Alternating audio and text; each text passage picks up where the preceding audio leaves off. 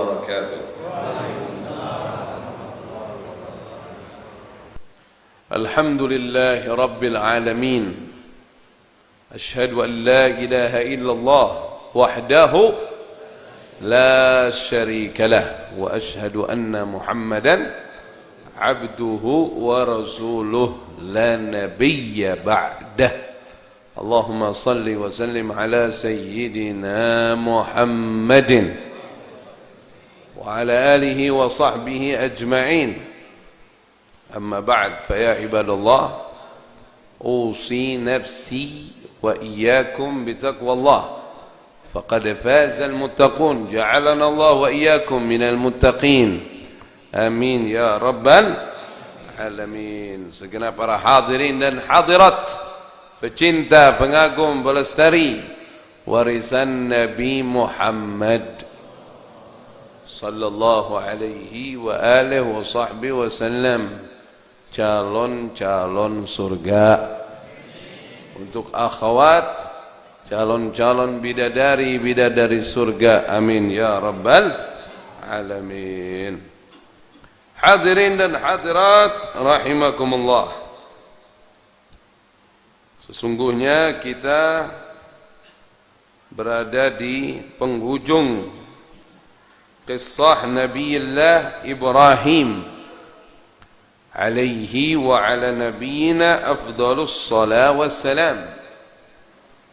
Sebelumnya kita sudah sampaikan beberapa amal ibadah yang pertama kali dilakukan oleh Nabi Ibrahim alaihi salatu wassalam, seperti khitan, mencukur kumis, dan pertama kali orang yang melihat adanya uban, dan uban itu adalah nurul mu'min, cahaya orang beriman, nurul jannah. Faqala Allah waqar, ya Rabbi zidni waqaran. InsyaAllah mudah-mudahan kalau suatu saat antum dapat uban, jangan jangan dicabut. Bersyukurlah kepada Allah subhanahu wa ta'ala. Kedua, jangan disemir hitam. Ini belakangan ini banyak yang suka semir hitam. Ya. Jangan disemir hitam, Pak. Kalau mau diwarnai yang sunnah itu pakai apa? Henna, ya? Apa sih namanya? Hah? Iya, itulah yang merah tuh. Itu sunnah, boleh. Kalau hitam nggak boleh. Dan sepakat ulama kita kalau untuk semir hitam itu bolehnya kalau lagi jihad fisabilillah. Kalau kejadian misalnya ada peperangan, orang yang kalau sudah ubanan itu sunnahnya disemir hitam untuk supaya musuh tidak meremehkan. Kalau bukan dalam perkara jihad tidak boleh disemir hitam. Belakangan pada berani-berani semir hitam, luar biasa. Apa yang antum cari ini apa? Maksudnya kalau dihitam itu tujuannya apa?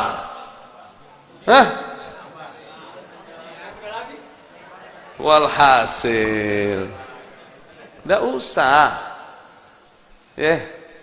walhasil jangan. Antum pakai sholat, ya kan? Antum pakai sholat, boleh nggak tuh? Walaupun ada sebagian kecil misalnya yang berpendapat boleh, tapi mayoritas bilang nggak boleh. Jadi lebih baik ditinggalkan. Lebih baik apa? Ditinggalkan. Insyaallah mudah-mudahan antum termasuk orang-orang yang meninggalkan perkara tersebut, ya kan? Kita pakai sholat. Na'udzubillahi min dzalik. Mudah-mudahan Allah subhanahu wa ta'ala memberikan kita kekuatan iman dalam menjalankan syariat ini.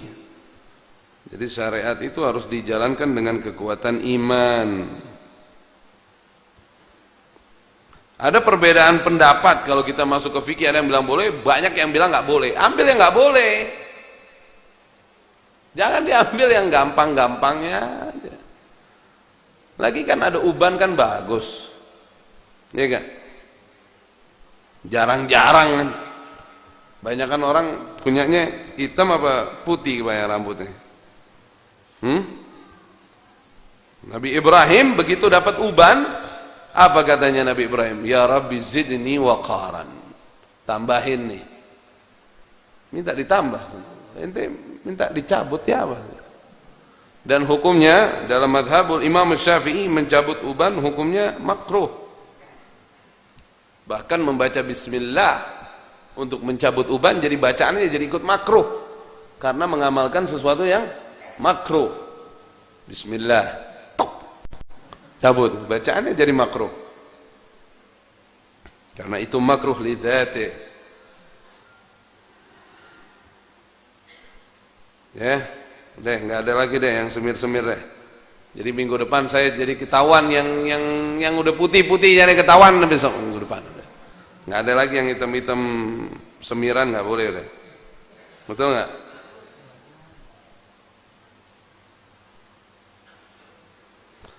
Hadisnya riwayat Imam Muslim, hadisun sahih. Ghayyiru hadza bi syai'in wajtanibus sawad. Atau kama qala Nabi sallallahu alaihi wasallam. Ubahlah uban itu dengan sesuatu, tetapi hindari warna hitam. Warna merah boleh, tapi gunakan yang tradisional lebih bagus itu. Pakai apa tadi itu? Nah, pakai itu.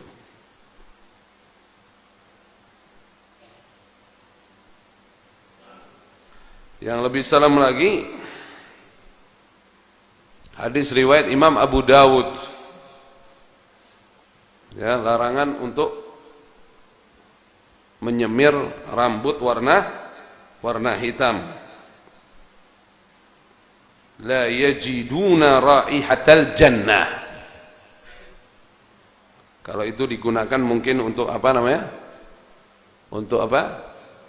Untuk kayak kita, untuk bangga-bangga, untuk menolak uban. Tidak ada tujuan dalam perjuangan, yaitu dia tidak mencium baunya surga. Ada riwayat Abu Dawud. Semoga Allah Subhanahu wa taala hindarkan kita dari perkara begitu ya. Jadi mulai besok jangan disemir hitam lagi, sudah, ini terakhir sudah kalau bisa dicuci itu. Ya. Insya Allah kita sampaikan pengajian kan yang benar. Kenapa nggak dimudah-mudahin lah? Kan kita ngomong yang benar. Namanya orang ngaji kan kepengen apa? Pengen selamat. Pengen selamat kan? Dan pastinya setiap aturan dalam Islam itu pasti bawa dampak kebaikan buat kita. Allahu Allahu Allahu Allah Allahu Allahu Allahu Allah. Gak ada satupun perintah Allah dan Rasulnya yang berdampak negatif itu tidak ada.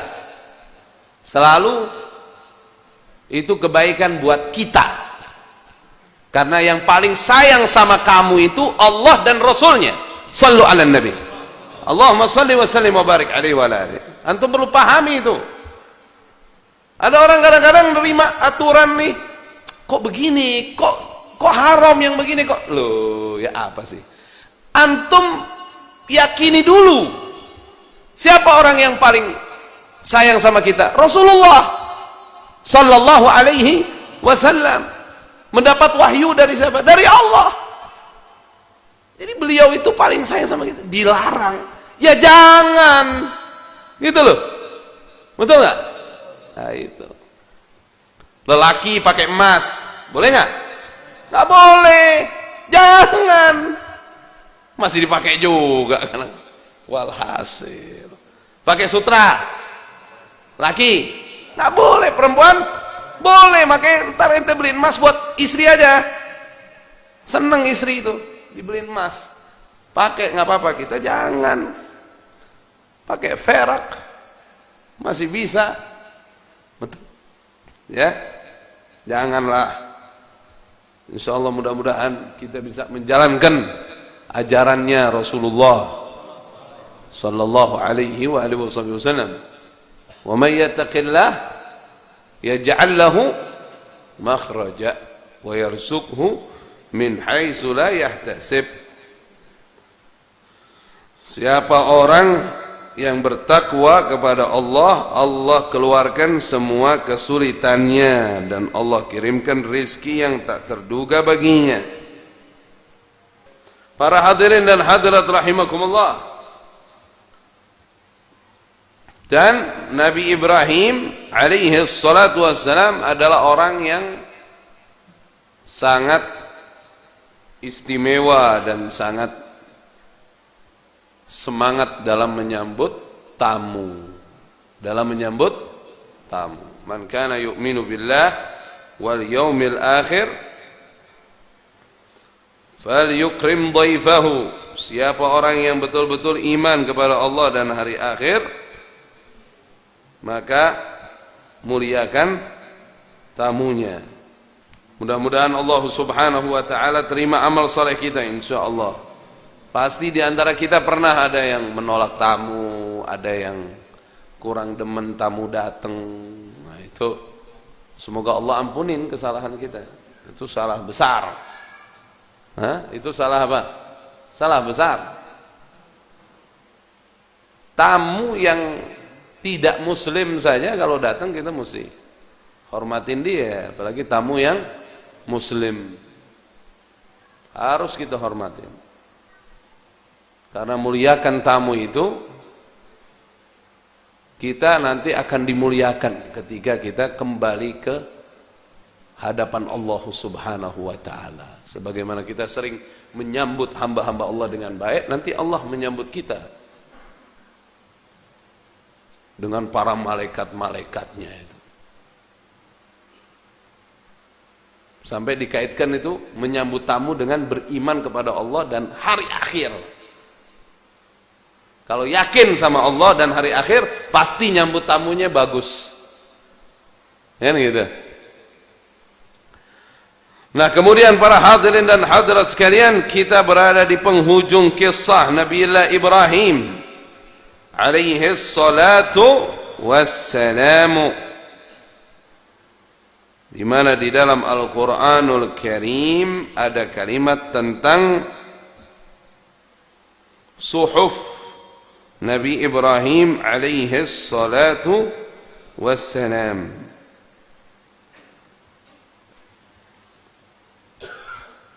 Ada kalimat di dalam surah Al-A'la, sabbih isma rabbikal a'la, di ayat terakhir apa? Suhufi Ibrahim wa Musa, yaitu kitab atau suhuf ini lembaran-lembaran yang diterima oleh Nabi Ibrahim dan Nabi Musa. Jadi dulu Nabi Ibrahim juga menerima kitab, menerima lembaran-lembaran firman Allah Subhanahu wa taala untuk petunjuk hidup Nabi Ibrahim dan para pengikutnya. Di sini difirmankan oleh Allah Subhanahu wa taala di surah Al-A'raf ayat 14. Qad aflaha man tazakka. Qad, kalau masuk kepada fi'lun madin, bisa artinya litahqiq atau litaqrib. Qad kalau masuk kepada apa? Fi'lun madin, kata kerja lampau, bisa artinya apa? Litahqiq atau litaqrib. Untuk tahqiq maksudnya sesungguhnya, atau litaqrib sebentar lagi. Seperti qad qamatis shalah. Qad qamat as-shalah. Qad qamatis shalatu. Maksudnya sebentar lagi nih kita sholat, gitu. Qad di situ. Kalau qad aflah, litahqiq. Karena aflah ini sigha af'al, artinya paling. Af'al itu udah paling. Kalau aflah, artinya paling beruntung. Qad, sungguh. Aflah, paling beruntung. Siapa ya Rab? Man tazakka. Orang-orang yang membersihkan dirinya dari segala kesyirikan, membersihkan dirinya dari akhlak yang buruk, membersihkan dirinya dari kotoran hati. Itu orang yang paling beruntung. Jadi antum jangan silau dengan dunia ini. Jangan ngelihat orang lebih kaya dibanding kita, beruntung sekali dia. Kenapa ente bilang dia beruntung? Mobilnya bagus, rumahnya besar. Orang yang paling beruntung menurut Allah adalah orang yang membersihkan jiwanya. Wa dzakara asma rabbih fasalla, dan dia ingat Allah Subhanahu wa taala Tuhannya. Orang yang senantiasa berzikir kepada Allah Subhanahu wa taala. Sedekah yang banyak deh. InsyaAllah diluaskan rezekinya sama Allah. Dapat jodoh insyaAllah. Amin ya rabbal alamin. Wa dzakara asma rabbih fasalla. Banyak berzikir kepada Allah Subhanahu wa taala.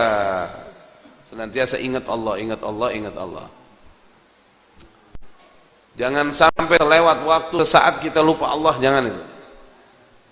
Kita harus selalu ingat Allah. Apapun yang Anda baca aja, la ilaha illallah, subhanallah, alhamdulillah. Jangan nyuruh-nyuruh aja antum.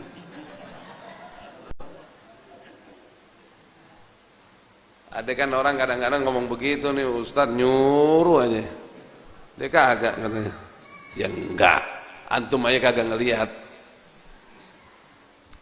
Kalau para dai itu Masya Allah lah, mudah-mudahan Allah, kita doain para ulama kita istiqomah. Amin ya rabbal alamin. Banyak sedekah, meluaskan rezeki. Nggak ada orang susah karena sedekah, ya nggak? Ada orang susah sedekah? Ada? Ada? Ada. Mudah-mudahan kita termasuk orang yang ahli sedekah, karena penyesalan pertama orang begitu menghadap Allah, fa'asaddaqa. Saya mau sedekah ya Allah. Ya, udah habis waktunya. Lambat. Ya, sedekah yang banyak dari sekarang. Sedekah nih penyesalan utama nih. Wa dzakara asma rabbih fasalla. Pertama kita peduli nih kebersihan jiwa kita. Jangan ada sombong, jangan ada hasud. Ya Allah, nih.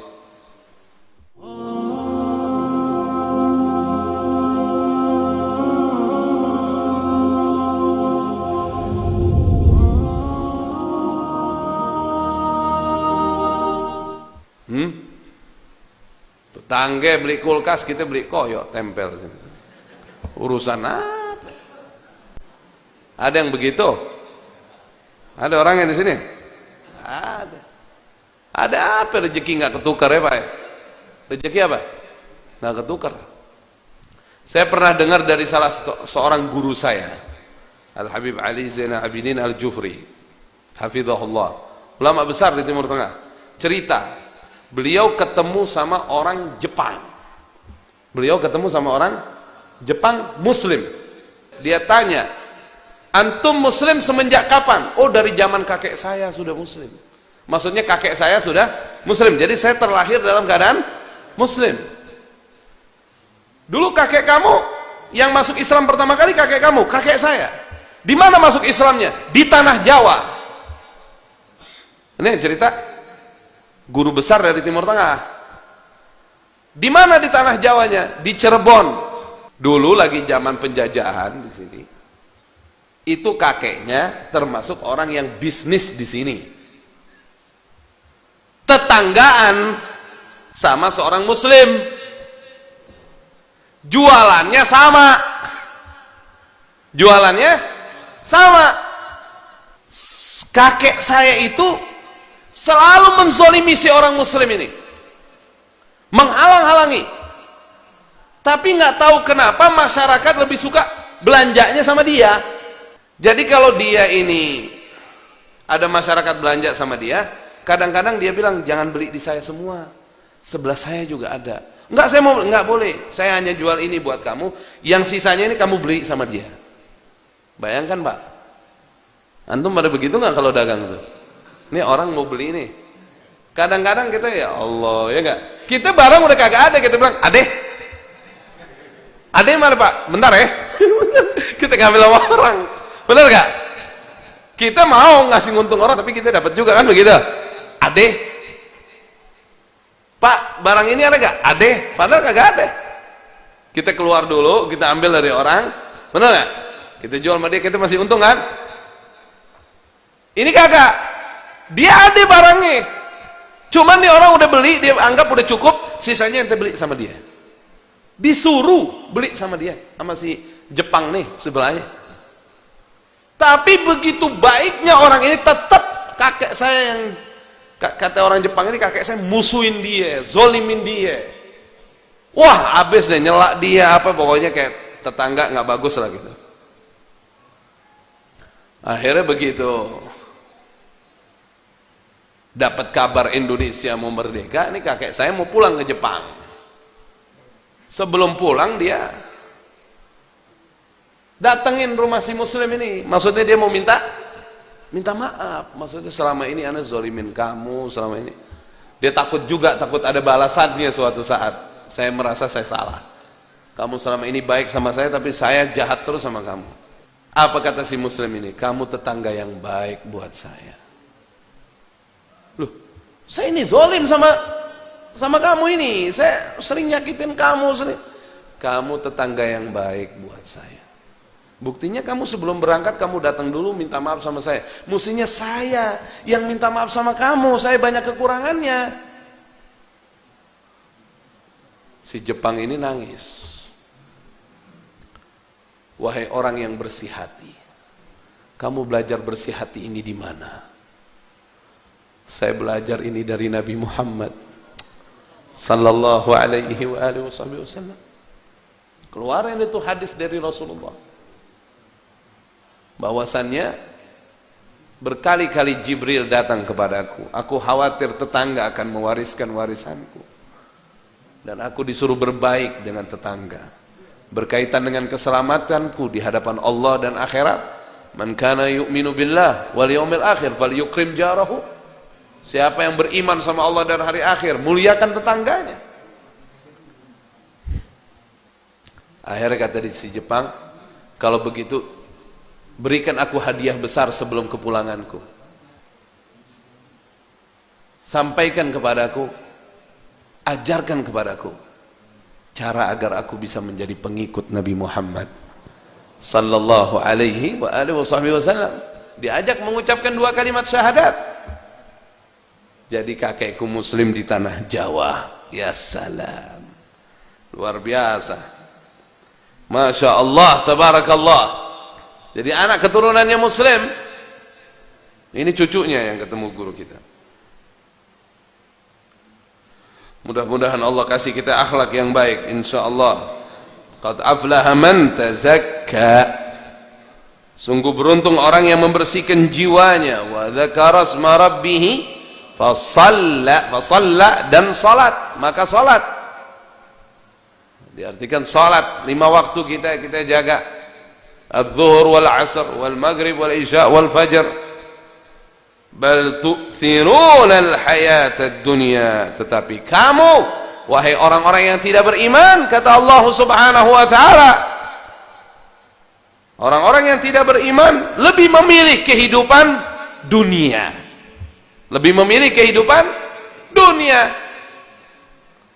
Wal akhiratu khairu wa abqa. Tapi apa kata Allah Subhanahu wa taala?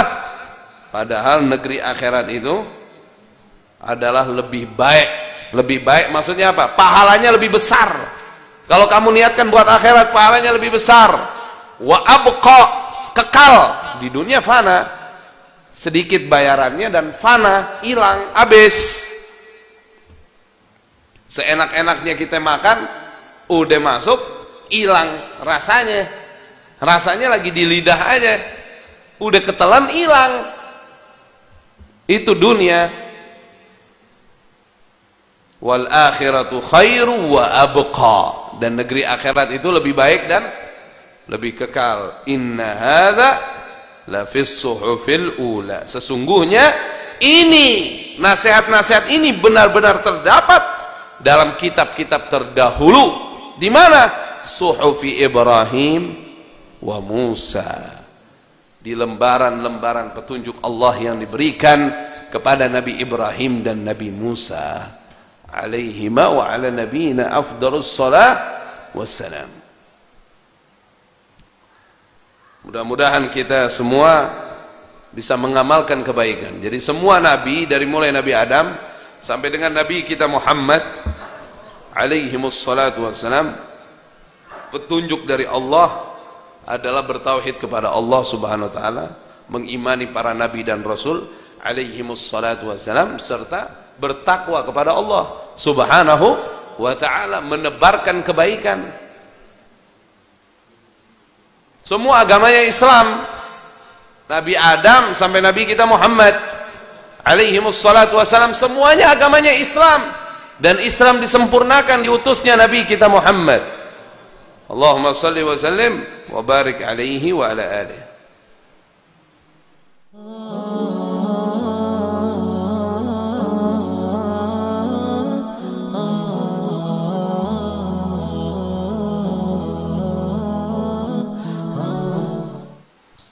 Ini saya tadi dapetin salah satu riwayat hadis dari Nabi kita Muhammad sallallahu alaihi wa alihi wasallam, an Abi Dzar radhiyallahu ta'ala anhu, anin Nabi sallallahu alaihi wa alihi wasallam, anzalallahu ala Ibrahim alaihi salam 20 sahifah. Allah subhanahu wa ta'ala telah menurunkan kepada Nabi Ibrahim 20 lembar petunjuk. Berapa? 20 sahifah, 20 lembar. Qultu ya Rasulullah, ma kanat suhuf Ibrahim? Ditanya sama Abu Dzar Al-Ghifari, apa isi daripada suhufnya Ibrahim itu? Apa maksudnya isinya? Dijawab oleh Nabi kita Muhammad sallallahu alaihi wa ala alihi wa sahbihi wasallam, kanat amthalan kulluha. Petunjuk Allah yang diberikan kepada Nabi Ibrahim berupa suhuf, lembaran-lembaran itu, isinya kebanyakannya perumpamaan. Isinya kebanyakan apa? Perumpamaan. Kemudian diberikan contoh oleh Nabi kita Muhammad sallallahu alaihi wa alihi wasallam.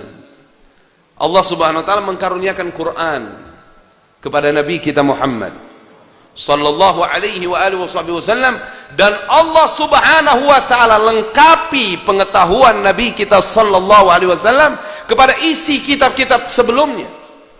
Sallu ala nabi, Allahumma salli wa sallim wa barik alaihi wa ala alihi. Namun kita nggak perlu mencari kitab-kitab sebelumnya, karena semua terlengkap ada di dalam Al-Quranul Karim. Karena kitab-kitab sebelumnya tidak terjamin kesahihannya kecuali Al-Quran. Inna nahnu nazzalna dzikra wa inna lahu lahafidhun. Allahumma ja'alna min ahli al-Quran. InsyaAllah kita jadi ahli al-Quran semua, insyaAllah. Amin ya rabbal alamin.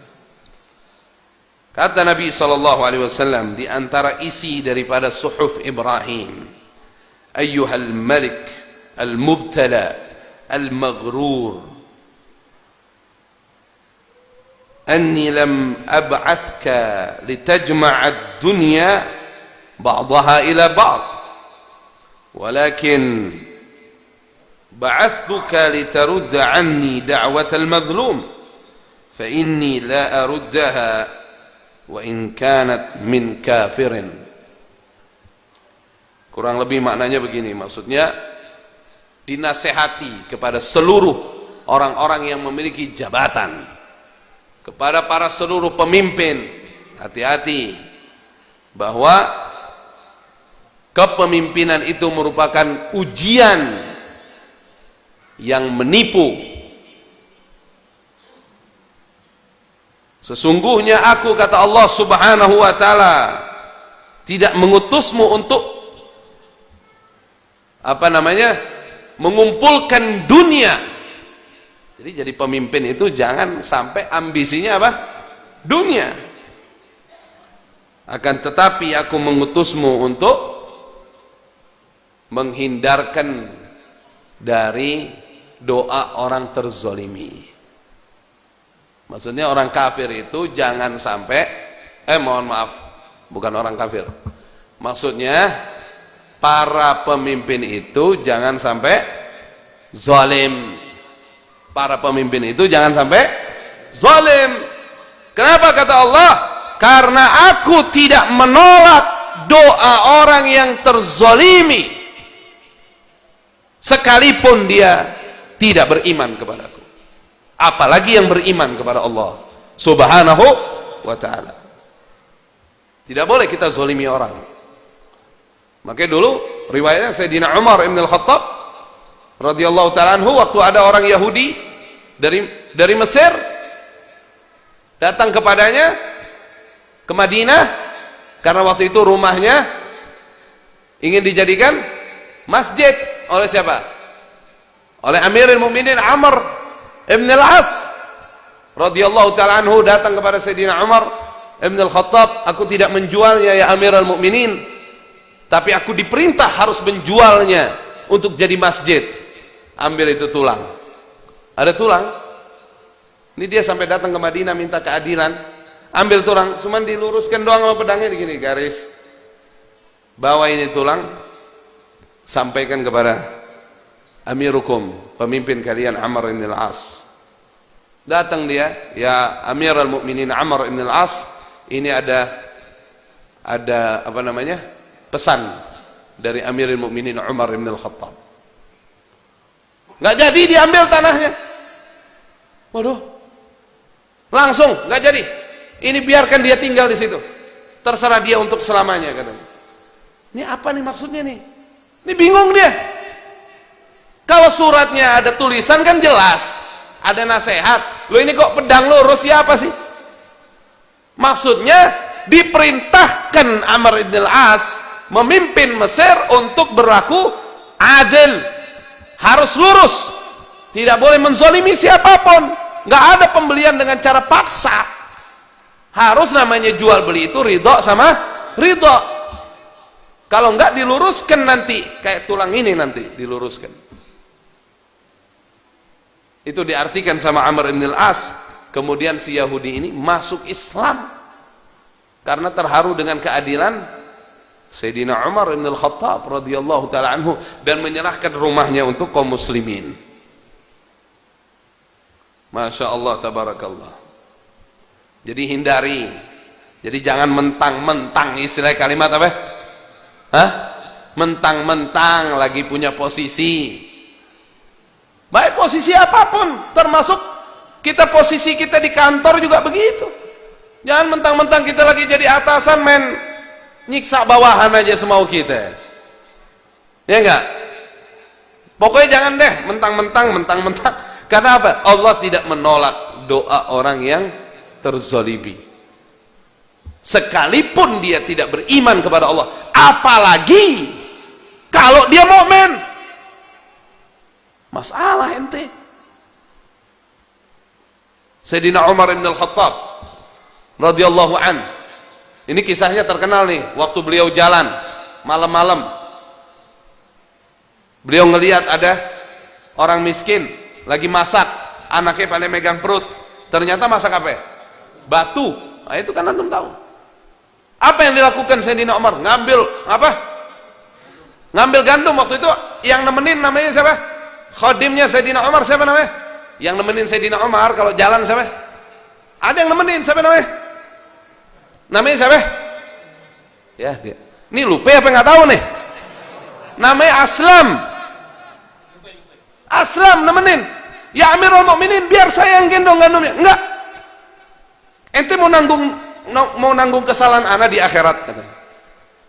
Dia yang bawa gandumnya, terus akhirnya itu ibu disuruh megangin anaknya karena udah lapar tuh, ibu juga memasaknya udah nggak bener. Sayyidina Umar yang masakin pelan-pelan gitu gandumnya, dia yang iniin, dia apa? Rebusin, dia apa? Kayak kita di apa kalau nasi diapain tuh? Diadonin apa ya misalnya? Ya dah. Begitu deh maksudnya. Akhirnya apa? Dikasih ibunya, suruh suapin anak-anaknya.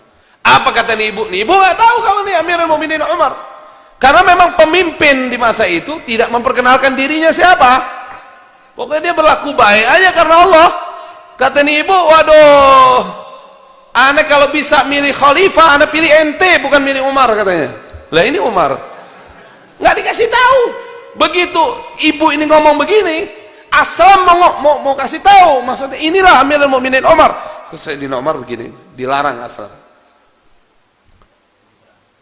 Cuman Sayyidina Umar bilang apa? Ibu, tolong maafkan Umar ya. Ana maafkan Umar karena kebaikan ente tadi. Ya salam, ini Umar. Terus kata Sayyidina Umar, Bu, insya Allah kalau Amirul Mukminin Umar ngasih ibu, yang penting ibu datang. Di sana ada Baitul Mal, ibu datang. Kalau ibu nggak mampu, ini nggak terjangkau ini. Suatu saat tuh ibu datang, kehabisan gandumnya pas dapetin, itulah Amirul Mukminin Umar radhiyallahu anhu. Ya Allah ya Karim, insya Allah Allah karuniakan kita pemimpin seperti beliau ini. Amin. Ya Rabbal Alamin, masya Allah, tabarakallah. Amirul Mukminin Umar ibn al-Khattab radhiyallahu taala anhu. Jadi hindari menzalimi siapapun. Ya, ada orang apa? Siapapun lah. Karena Allah tidak menolak doa orang yang terzalimi. Serem ya?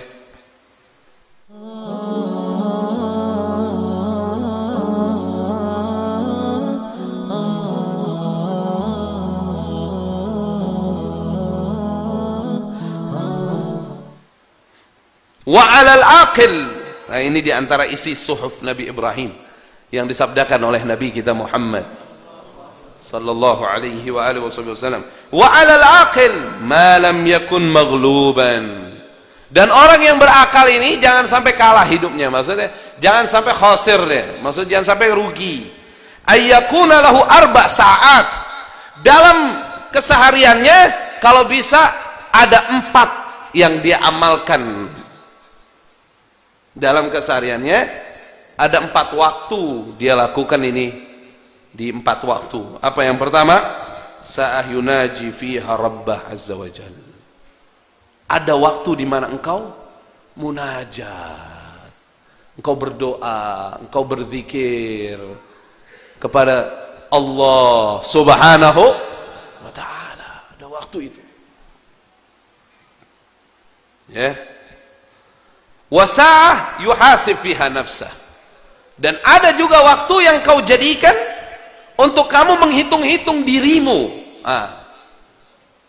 Ini banyak orang tinggalkan sudah akhir zaman ini, banyak ini. Sedikit yang ngamalin ini sudah. Kalau yunaji rabbah, insya Allah semuanya masih ngamalin. Pengen menjelang sholat, pada zikir, doa, ya kan? Banyak yunaji rabbah, ente doa, ente zikir, masih banyak yang ngamalin. Ini yang kedua nih udah banyak yang ngamalin. Yuhasib nafsahu. Yaqul Sayyiduna Umar bin al-Khattab radhiyallahu ta'ala anhu, hasibu anfusakum qabla an tuhasabu. Hitung kesalahanmu sebelum nanti dihitung di yaumul qiyamah. Bil buka dengan tetesan air mata, ente lihat, ya Allah, anu udah bikin salah gini, ya Allah, tadi kenapa ngomong begini saya? Tadi nongkrong sama si fulan kok aneh ngomongin si fulan, ya Allah. Ya Allah, kenapa aneh tadi ada orang minta sedekah aneh nggak kasih, coba. Ya Allah, padahal nggak seberapa, coba.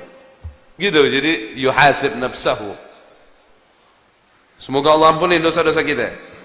Wa sa'a yatafakkar fiha ma sana Allah azza wa jal. Dan ada sa'ah, waktu yang kamu disiplinkan untuk memikirkan ciptaan Allah subhanahu wa ta'ala. Itu ciptaan. Ente lihat ini gimana langit ini, nggak ada tiang, masjid aja pakai tiang, rumah aja pakai tiang, nih kok nggak pakai tiang. Itu kalau bisa ada beberapa hal itu kita kita amalkan. Di dalam Al-Qur'anul Karim Allah Subhanahu wa taala berfirman, alladzina yadhkuruna Allaha qiyaman wa qu'udan wa 'ala junubihim. Mereka yang senantiasa mengingat Allah Subhanahu wa taala ketika berdiri tegak, ketika apa lagi? Ketika duduk, ketika berbaring. Ingat Allah, ini alladzi yunaji rabbah. Ini maksudnya yang munajat kepada Allah Subhanahu wa taala. Kemudian wa yatafakkaruna fi khalqis samawati wal ard, dan selalu memikirkan apa-apa yang diciptakan oleh Allah Subhanahu wa taala di langit-langit dan bumi. Rabbana ma khalaqta hadza batilan subhanak. Ya Allah, kau tidak ciptakan ini sia-sia, maha suci engkau ya Allah. Faqina adzabannar, hindari kami dari api neraka jahanam. Jadi orang kalau ngamalin tadi itu, jadi mulai sekarang coba itu diingat baik-baik, diamalin itu. Pertama apa?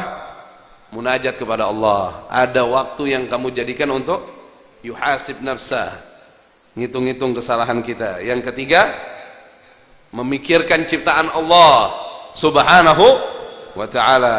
La tafakkar fi dzatillah, jangan kau berpikir tentang zat Allah, tapi berpikirlah tentang ciptaan Allah Subhanahu wa sa'a yakhlu fiha bihadzi nafsihi minal halal. Dan ada waktu juga ente untuk berkhalwah, menyendiri. Insyaallah mudah-mudahan Allah Subhanahu wa taala berikan kita taufik hidayah insyaallah. Fa inna hadhihi as-sa'at, kata Nabi sallallahu alaihi wasallam, ini masih suhuf Ibrahim, ini isi lembaran kisah lembaran suhuf Nabi Ibrahim. Fa inna hadhihi as-sa'at, jam-jam itu, waktu-waktu tersebut yang kau gunakan untuk munajat kepada Tuhanmu Allah, yang kau gunakan untuk berfikir akan ciptaan Allah, yang kau gunakan untuk kamu menghisap dirimu sendiri, yang kau gunakan untuk berkhalwah, semua itu apa? Semua itu aunun litilkas sa'at. Semua itu bisa membantu, menolong untuk waktu kemudian, maksudnya akhirat. Wastijmamun lil qulub wa tawri' laha, maksudnya ini kebaikan buat hati, hatinya penuh dengan cahaya insyaallah. Wa 'alal aqil ay yakuna basiran bi zamanihi muqbilan 'ala shanihi hafizan li lisanihi. Di antara isi suhuf Nabi Ibrahim alaihi salatu wassalam, bagi orang yang berakal, dia mesti betul-betul memahami tentang keadaan zamannya, dan dia betul-betul menyambut keadaan zamannya dengan cara yang baik, dan dia menjaga apa ini? Lisannya. Fa inna man hasiba kalamahu min amalihi qalla kalamuhu illa fima ya'ni. Siapa orang yang menghitung pembicaraannya dari amalnya, maka pembicaranya akan sedikit kecuali yang bermanfaat. Kecuali yang bermanfaat. Wa 'alal aqil al yakuna wa 'alal aqil al yakuna taliban li thalathin. Dan bagi orang yang berakal, sebaiknya dia mencari 3 hal. 1, marratan li ma'ashin, ada saatnya dia harus semangat menjemput rizki untuk kehidupan dunianya. Satu, bekerja, urusan buat kebutuhan dunia. Dua, au tazawudin lima'at, dia mempersiapkan bekal untuk hari kemudian. Au taladzudin fi ghairi muharram.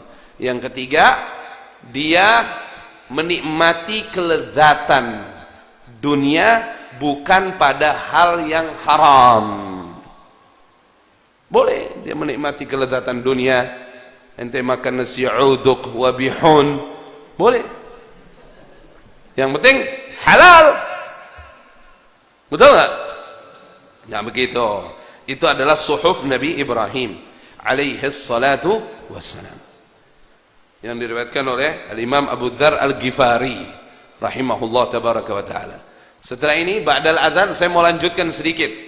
Saya mau sampaikan kepada antum di mana akhir hayat Nabi Ibrahim, kuburnya di mana, supaya antum bisa berziarah suatu saat insyaallah. Sekarang nih, kuburnya Nabi Ibrahim. Di mana kuburnya Nabi Ibrahim? Nabi Ibrahim dikuburkan bersama istri beliau, Sayyidatuna Sarah. Sebelumnya Sayyidatuna Sarah yang kembali ke rahmat Allah duluan istrinya, baru beliau. Dan di situ juga ada kuburnya Nabiullah Ishaq, putranya Nabi Ibrahim alaihi salatu wassalam. Di situ juga ada kuburnya Nabiullah Ya'qub, cucunya Nabi Ibrahim. Di situ juga ada kuburnya Nabiullah Yusuf alaihi salatu wassalam. Di mana? Di Hebron. Di mana? Di Hebron. Al-Imam Ibn Katsir juga menyampaikan bahwa dikuburkan keluarga besar Nabi Ibrahim alaihi salatu wassalam, selain dari Sayyidati Hajar dan Nabi Ismail karena di Mekah, yang lain itu yang Sayyidati Sarah, Nabi Ishak, Nabi Yaqub, bahkan Nabi Yusuf. Itu dikuburkan semua di mana? Di Hebron. Hebron. Di mana Hebron? Di Palestina. Wa huwal baladul ma'ruf bil Khalil al-yawm. Sekarang disebutnya negeri itu dengan negeri apa? Al-Khalil. Negeri apa? Al-Khalil, karena kembali kepada nama Nabi Ibrahim alaihi salatu wassalam, yang mana keluarga besarnya dikuburkan di Hebron.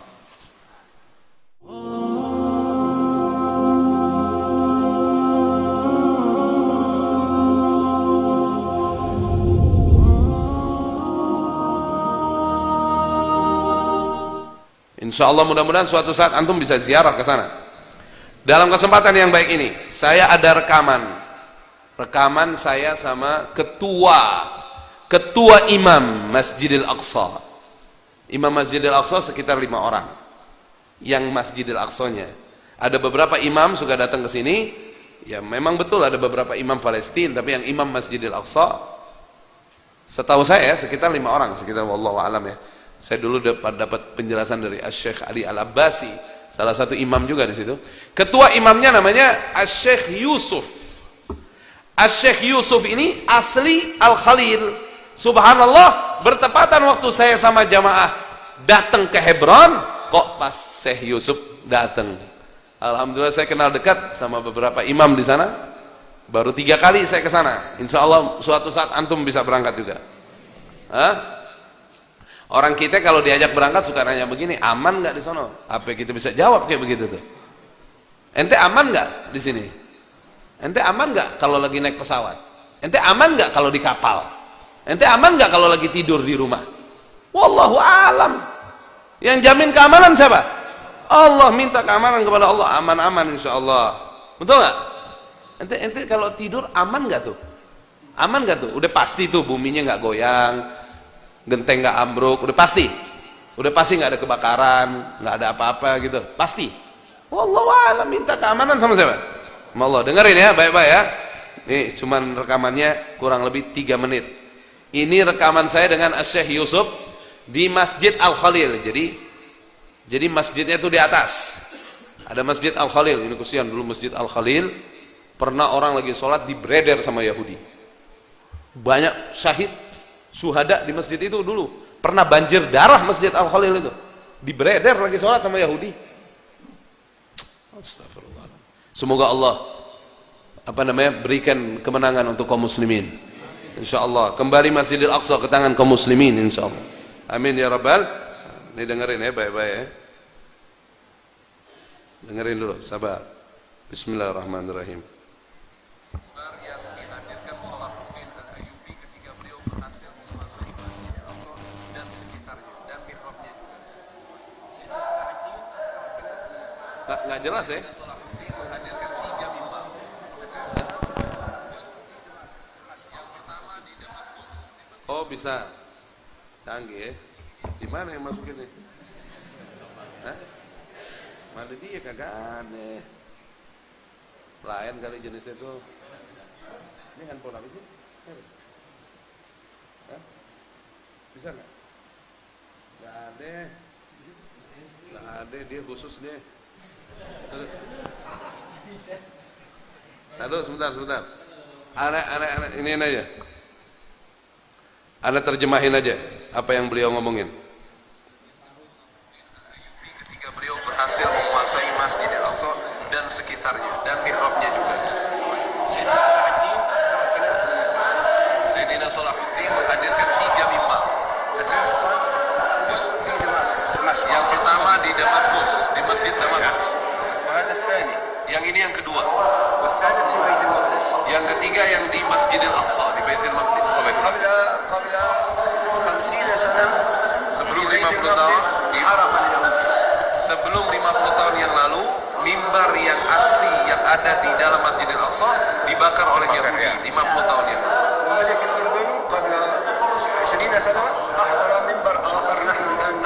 Dan alhamdulillah Raja Yordania menghadirkan kembali mimbar dan sekarang ada lagi di Masjidil Aqsa. Ini kedua yang bangun adalah Imam Salahuddin Al-Ayyubi. Satu dua ini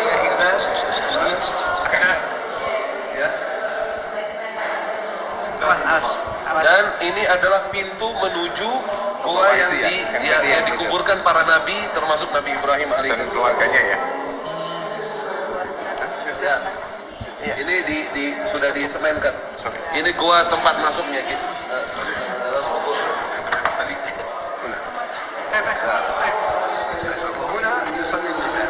Dan di sini perempuan sholat.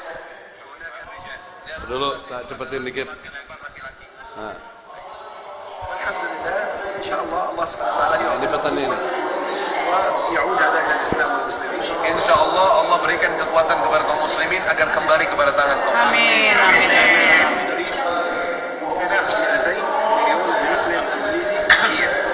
Kami inginkan ada 200 juta umat Islam semua mau datang ke sini. Amin. Semua muslim Indonesia harus ziarah ke sini. Ini masjid punya seluruh orang Islam. Bukan hanya milik orang Palestina. Bukan hanya milik orang Arab.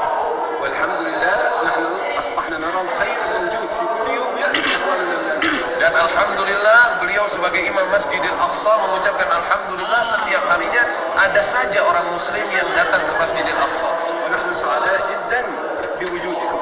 Dan kita sangat bahagia sekali dengan kehadiran kalian semua di tempat ini.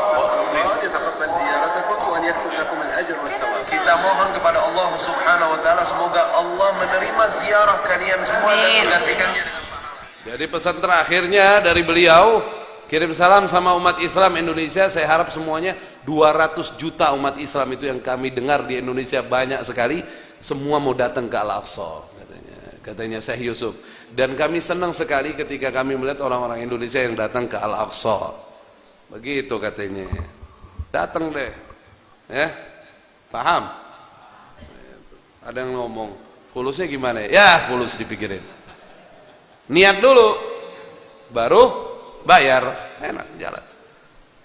Ada rezekinya. Semua orang yang mau ibadah pasti ada rezekinya dari Allah. Saya pernah nyoba jalan tuh. Yang pertama kan saya sekalian umroh tuh dulu 3 masjid. Berikutnya kita coba Yordan Aqsa gitu. Terakhir-terakhir ini saya suka nyoba dan langsung dari Mesir. Jadi dari Mesir ke Aqsa, Yordan, balik deh. Ya 10 hari deh kurang lebih. Mesir sampai kemana? Terakhir ke Sinai, Bukit Sinai. Sampai ke ada kalau mau naik ke tempat Nabi Musa nerima wahyu dari Allah Subhanahu wa taala. Subhanallah. Mudah-mudahan apa yang saya sampaikan manfaat insyaallah. Antum suatu saat mau berangkat ke Aqsa ya.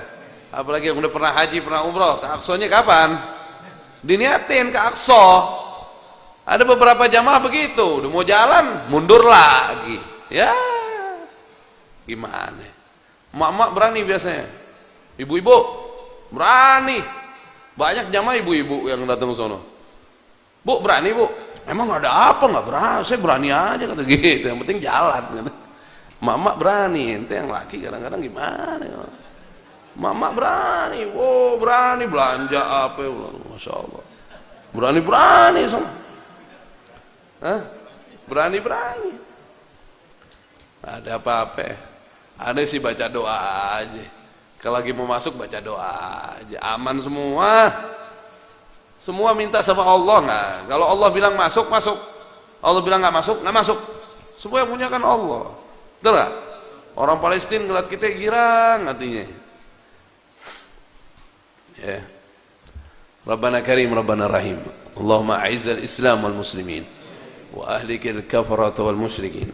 A'daka a'da ad-din. Sallallahu alaihi sayyidina Muhammad wa ala alihi washabihi wasallam. Alhamdulillahi rabbil alamin. Wassalamualaikum warahmatullahi wabarakatuh.